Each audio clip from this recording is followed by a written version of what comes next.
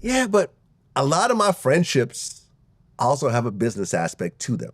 Okay. You see what I'm saying? So it's kind of like... But there are many that don't. It's strictly business. Yeah.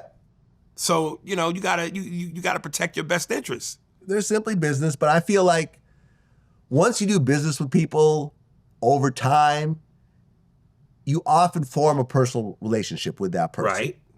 And as you get older, I feel like you have less friends that it's just like purely friendship, where you guys just hang out and no business gets talked about, no money changes hands. You guys are just hanging out because you enjoy each other's company.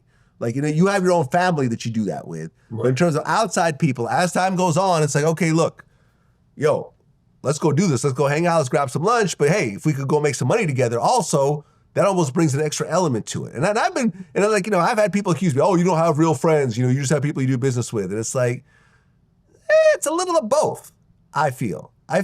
For me, it's kind of like I have friends and we do business together and they benefit financially and I benefit financially. Well, I mean, I don't just put money in their pocket just to be my friend. Like, that doesn't happen. Well, it depends on how you come up. Because there's a lot of dudes who come up poor and from the hood and the ghetto and only they make it.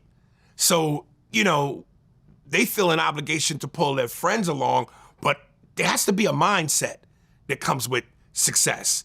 And if you just riding the ride, but your mentality ain't where mine is, so that you could really truly help us grow as a friendship and as a partnership and as a business, well then you set yourself up for certain situations. I'm sure most of the people that you go are my friends who I do business with, they were probably as successful as you or more successful than you when you merged. Yeah. Versus you the only guy that came up in your group and now everybody's looking to you to be the savior.